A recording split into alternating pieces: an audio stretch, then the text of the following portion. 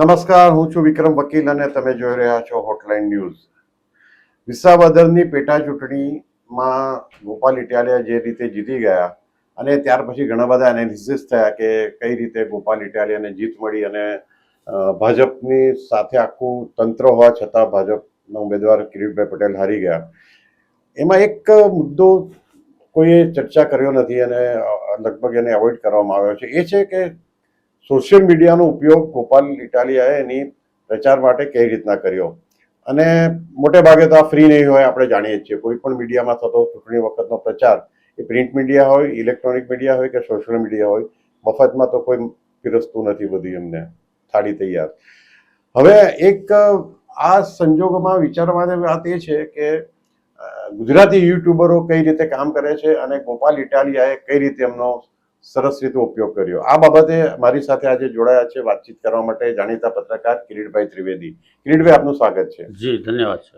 કિરીટભાઈ, આપણે જે વિસાવદર ચૂંટણીની પ્રચાર પણ જોયો, આપણે પણ એનું કવર કર્યું. આપણે રિપોર્ટરે તોસિકભાઈ ગાંચીએ ત્યાંથી અને આપણે પણ એમના ઘણા બધા વિડીયોઝ મૂક્યા હતા, પણ આપણે કોઈ એમની સાથે કોઈ સાંઠગાંઠ કરી નહોતી.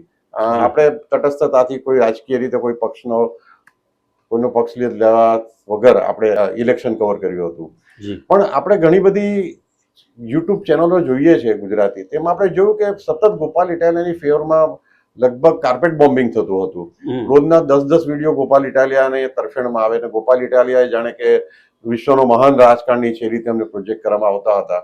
બીજી તરફ ભાજપે એકદમ અવગણ્યું સોશિયલ મીડિયાને નહીં, આખા મીડિયાને. જે ભાજપ એટલા એવા કેફમાં રહ્યું કે અમારે કોઈ સોશિયલ મીડિયાની જરૂર નથી.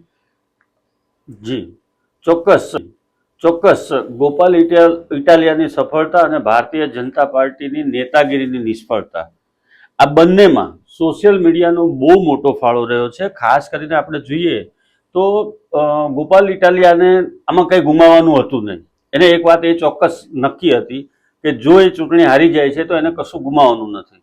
પરંતુ બીજી તરફ ભારતીય જનતા પાર્ટીને ઓવર કોન્ફિડન્સ, એના કાર્યકરોની ગેલમંદરાઈ, એમનું આંતરિક રાજકારણ, આ બધી જ વસ્તુ નડી છે. બધી જ વસ્તુઓ ભેગી થઈ અને એમાં પણ વિસાવદરમાં એ લોકો ખેલ કરવા ગયા હતા. જે આમ આદમી પાર્ટીના જ ઉમેદવાર ત્યાંથી પહેલા જીતેલા હતા. તમે 156 સીટ જીતીને લાવ્યા ત્યારે પણ ત્યાંથી એક આમ આદમી પાર્ટીના ઉમેદવાર જીતેલા હતા. એને તમે પૈસા આપીને કે ગમે તે રીતે સામ દામ દંડ ભેદની નીતિ અપનાવી અને એને બેસાડી દીધા, એને રાજીનામું લખાવી લીધું એની પાસેથી. પછી તમારે આ 156 સીટ હોવા છતાં, રાક્ષસી બહુમતી હોવા છતાં એક વધારાની સીટની જરૂર પડી. તમારે આમ આદમી પાર્ટીને નેસ્ત નાબૂદ કરવી હતી. પરંતુ આ તો બકરું કાઢતા ઊંટ પેઠું એવી પરિસ્થિતિ થઈ છે. અને મુખ્ય મુદ્દો એ છે સાહેબ, તમે જે કહો છો એ કે સોશિયલ મીડિયા, બરોબર છે. તો સોશિયલ મીડિયાની અંદર જે પ્રમાણે મારો ચલાવવામાં આવ્યો પોસ્ટનો અને જે પ્રમાણે પ્રમોશન કરવામાં આવ્યું, એમાં ભારતીય જનતા પાર્ટી કશે ને કશે ઊંધી પડી છે. એ લોકોનું જે કેલ્ક્યુલેશન હતું એ ઊંધું પડ્યું છે. એના કાર્યકરોનું કેલ્ક્યુલેશન ઊંધું પડ્યું છે. નેતાગીરીનું કેલ્ક્યુલેશન ઊંધું પડ્યું છે. એનું કારણ છે કે ઓવર કોન્ફિડન્સ. એટલે એ જ કહેવા માંગુ છું, એમની પાસે ફંડનો અભાવ નહોતો ભાજપ પાસે. જેમ ગોપાલ ઇટાલિયા અને આમ આદમી પાર્ટીએ સોશિયલ મીડિયામાં યુટ્યુબરોને, ગુજરાતી યુટ્યુબરોને દિલથી પૈસા આપ્યા અને એમની આઈટી બ્રાન્ચ છે, એમણે એમના વિડીયો વાયરલ કર્યા. કોંગ્રેસ અને આમ આદમી પાર્ટી બંનેના ઉમેદવારોનો પોતપોતાની રીતે.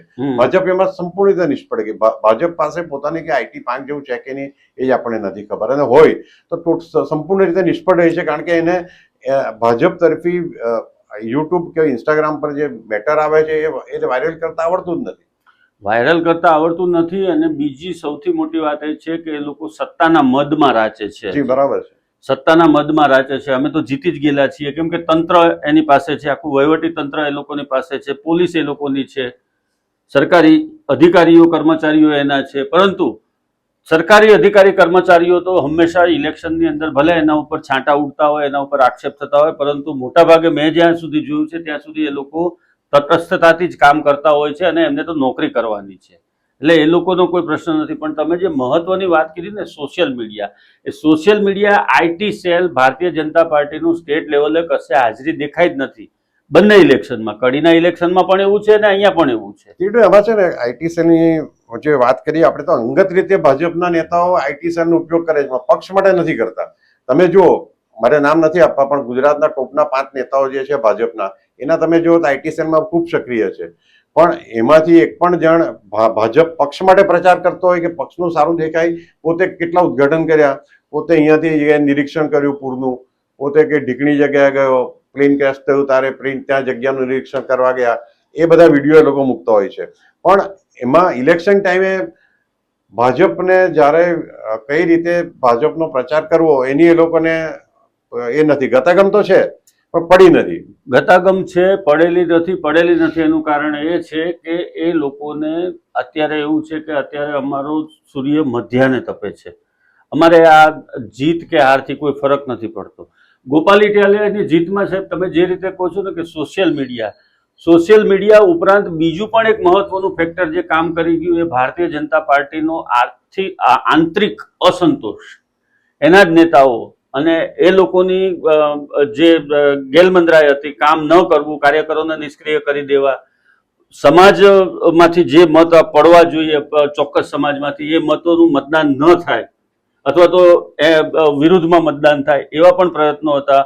અને ઉપરાંત જે વિસાવદર બેઠક છે સાહેબ, એના ઉપર 40,000 થી 45,000 મતદારો સુરતના છે. એમાં આ એક બહુ ચોંકાવનારી વાત છે. અને આ 40,000-45,000 મતદારો કયા વિસ્તારમાં રહે છે? કામરેજથી માંડી અને કતારગામ સુધીમાં. આ 40,000-45,000 મતદારોનો જે મોટો જથ્થો છે, એ મોટા જથ્થાએ પણ બહુ મોટું કામ કર્યું છે સાહેબ આમાં.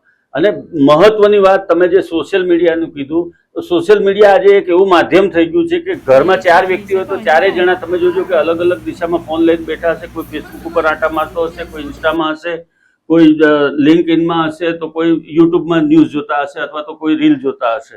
એટલે આ રીતે જે સોશિયલ મીડિયાનો ઉપયોગ અને એનો વ્યાપ વધ્યો છે, અને આનો ચોક્કસપણે કઈ રીતે ટાર્ગેટ બેઝ પીપલ ઉપર કઈ રીતે ઉપયોગ થઈ શકે, કેમ કે ફેસબુક ને યુટ્યુબમાં તો તમને જે પ્રમોટરો હોય છે એ લોકો એરિયા બેઝ પણ તમને પ્રમોટ કરી આપે છે કે તમે ચોક્કસ એરિયા આપો એને કે ભાઈ મને દક્ષિણ ગુજરાત કવર કરવું છે, તો દક્ષિણ ગુજરાતના આના જેટલા પણ યુઝરો છે એ લોકોની સ્ક્રીન પર એ સૌથી પહેલા વિડીયો પ્લે થાય, એ પ્રમાણેની પણ એ લોકો પાસે વ્યવસ્થા હોય છે. એ ટેકનોલોજીનું કામ છે અને એ પ્રમાણે પણ એ લોકો કરતા હોય છે. બીજું, રાજકીય પક્ષો હવે એવું માનતા થઈ ગયા છે કે સોશિયલ મીડિયાનું સૌથી વધારે મહત્વ છે. એમાં નથી જાગ્યા બુઠ્ઠી કોંગ્રેસ, એ લોકો જરા પણ આ બાબતમાં અવેર નથી. ભારતીય જનતા પાર્ટી ઓવર કોન્ફિડન્સમાં છે. આવા સંજોગોની અંદર જે જગ્યા ખાલી પડેલી હતી, એ ખાલી જગ્યામાં ગોપાલ ઇટાલિયાએ પોતાની સૂઝબૂઝનો ઉપયોગ કર્યો, એની જે કોર ટીમ છે એણે એનો ઉપયોગ કર્યો અને આર્થિક રીતે પણ એને હા ચોક્કસ ખુલ્લી મૂકી દીધી. એ તો કશે કોઈ વસ્તુ અહીંયા મફત મળતી જ નથી. આ કિરીટભાઈ, હવે ભાજપમાં નવાઈની વાત એ છે કે સી.આર. પાટીલ જેવા સક્ષમ, હમણાં તો પ્રમુખ તરીકે ચાલુ જ છે, પ્રદેશ પ્રમુખ હજુ સુધી તો છે, તો એ પણ સક્રિય જોવા નહીં મળ્યા. અને વિસાવદરમાં સી.આર. પાટીલનો હાજરી કેટલી હતી એ તો આપણને બહુ ખ્યાલ નથી, પણ જે ત્યાં જઈને જે એગ્રેસિવ પ્રચાર કરવો જોઈએ એમાં ભાજપ નિષ્ફળ રહ્યું છે. ભાજપ નિષ્ફળ રહ્યું છે, પ્લાનિંગમાં નિષ્ફળ રહ્યા છે. મને તો એવું લાગે છે કે ઓબ્ઝર્વેશન એના ઉપર જે બેઠક ઉપર હોવું જોઈએ એ પ્રોપર ઓબ્ઝર્વેશન જ નથી થયું.